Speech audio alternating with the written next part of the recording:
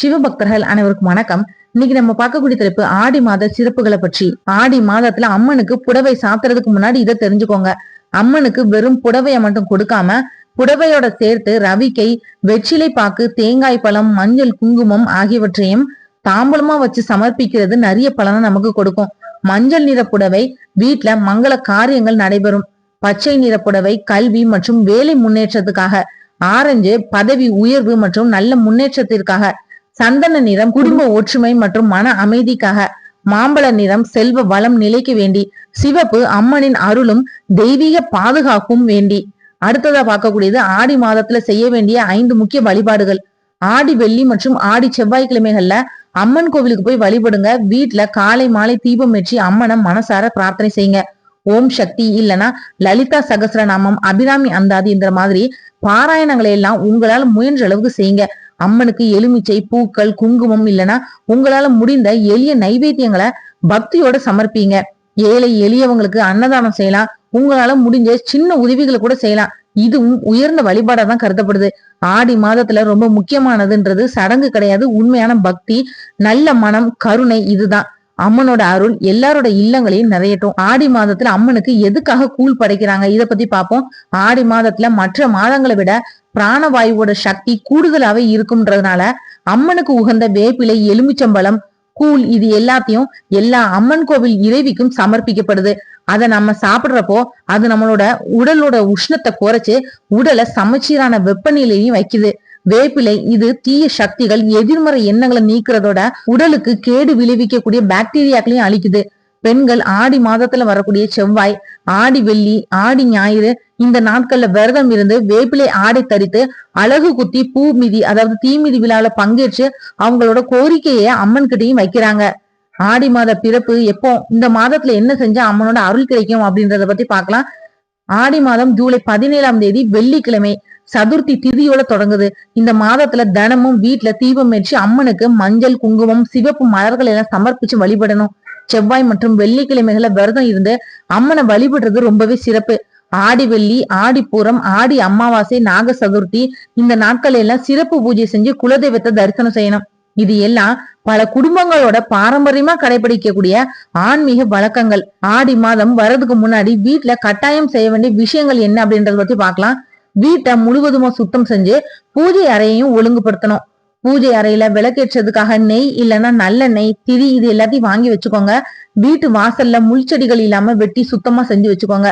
ஆடி மாதத்துல அம்மன் வீட்டுக்கு வருவா அப்படின்னு சொல்லக்கூடிய காரணம் என்ன இத பத்தி பார்க்கலாம். தட்சிணாயன புண்ணிய காலத்துல சூரியன்ல இருந்து ஒரு சூட்சமமான சக்தி வருது. இந்த மாதத்துல சிவனை விட அம்மனோட சக்தி வீரியமா இருக்கும் அப்படின்னு ஆன்மீகத்துல நம்பப்படுது. அதே நேரத்துல பருவநிலை மாற்றத்தால நோய்கள் அதிகரிக்கும் காலம் அப்படின்றதுனால முன்னோர்கள் வேப்பிலை, ஆடி கூழ் இந்த மாதிரி ஆரோக்கியமான வழக்கங்களை பின்பற்றினாங்க. அதனாலதான் ஆடி மாதத்துல வீட்டை சுத்தமா வச்சு தீபம் ஏற்றி அம்மனை பக்தியோட வழிபடக்கூடிய பழக்கமும் உருவானது. அம்மனை வரவேற்கிறதுக்காக தயாராயிருங்க. வெள்ளிக்கிழமை ஆடி மாதம் பிறக்குது. ஆன்மீகத்துல சக்தி வழிபாட்டுக்கும் இயற்கைக்கும் விவசாயத்துக்கும் ரொம்ப உகந்த மாதமா இது கருதப்படுது. தட்சிணாயன புண்ணிய காலத்தோட தொடக்கமும் இதுதான். ஆடி மாதத்துல உலகம் முழுவதும் இருக்கக்கூடிய எல்லா அம்மன் கோவில்களையும் விழா எடுத்து சிறப்பா பக்தர்கள் வழிபாடு செய்யறது வழக்கம்.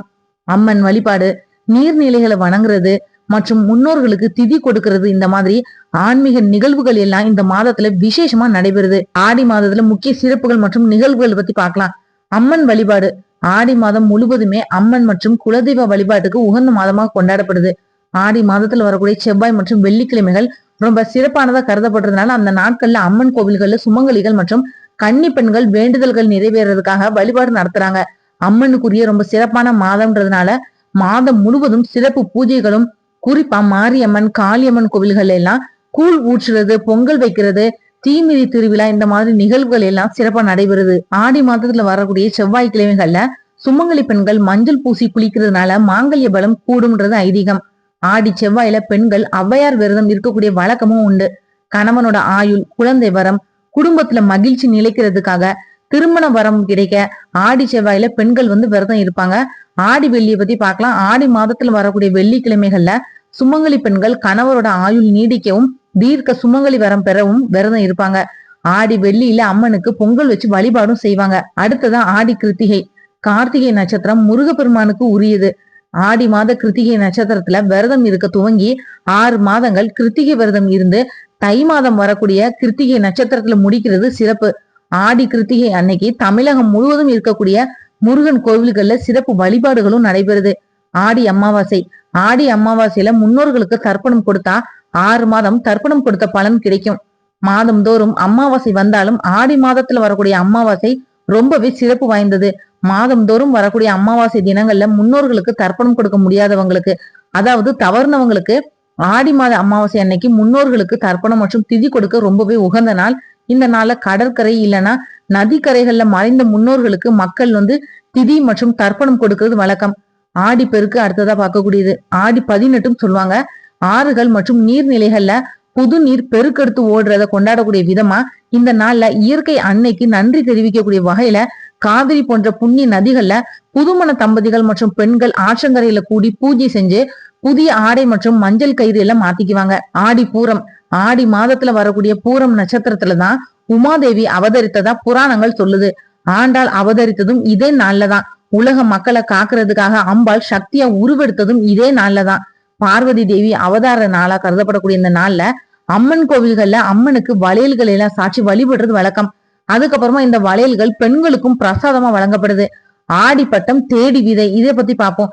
விவசாயத்துக்கு உகந்த மாதம்ன்றதுனால ஆடிப்பட்டம் தேடி விதை அப்படின்னக்கூடிய பழமொழியும் உருவானது. குறிப்பா இந்த மாதத்துல வீசக்கூடிய பலத்த காற்று விவசாயத்துக்கு உகந்ததா சொல்லப்படுது. இந்த பழமொழிக்கு ஏத்த மாதிரி இந்த மாதத்துல பெய்யக்கூடிய மழையை நம்பி விதை விதைக்கக்கூடிய வழக்கம் தமிழர்கள்கிட்ட இருக்கு.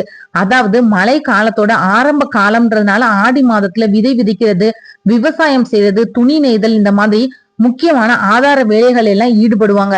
ஆடி தபசு. ஆடி அமாவாசை மாதிரியே ஆடி பௌர்ணமியும் சிறப்பான நாள் தான். ஆடி தபசு அப்படின்றது சைவ வைணவ ஒற்றுமையை வலியுறுத்தக்கூடிய வகையில பார்வதி தேவி கோமதி அம்மனா உருவெடுத்து சிவபெருமான் கிட்ட தவம் புரிந்து சங்கர நாராயணராக காட்சி பெற்றதை கொண்டாடக்கூடிய ஒரு பிரசித்தி பெற்ற இந்து சமய திருவிழா தான் இது. இந்த நாள்ல நெல்லை மாவட்டம் சங்கரன் கோவில்ல ஆடி தபசு விழா கொண்டாடப்படுது. அம்பிகையோட கோரிக்கையை ஏற்று சிவனும் விஷ்ணுவும் இணைந்து சங்கர நாராயணரா காட்சி அளித்ததும் இதே நாள்லதான். ஊசி முனையில தவம் இருந்த அம்பிகைக்கு தன்னோட உடல்ல சரிபாதியை கொடுத்து சிவசக்தி ஐக்கியமானதும் இதே நாள்லதான்.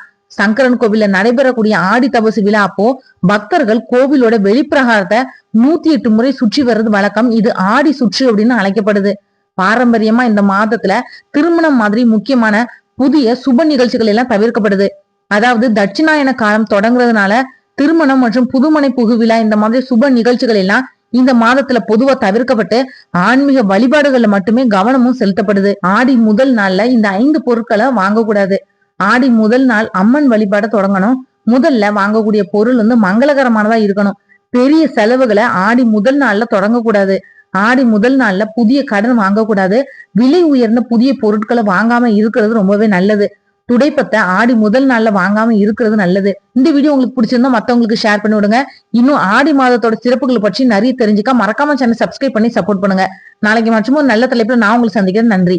ஆன்மீக தேடல்ல நீங்களும் தேடலாம் உங்களோட இஷ்ட தெய்வத்தை பற்றி. முதல் தடவை நம்ம சேனலை பார்க்குறவங்களா இருந்தீங்கன்னா சப்ஸ்கிரைப் பண்ணி பெல் ஐக்கான் ஆன்னு கிளிக் பண்ணிடுங்க.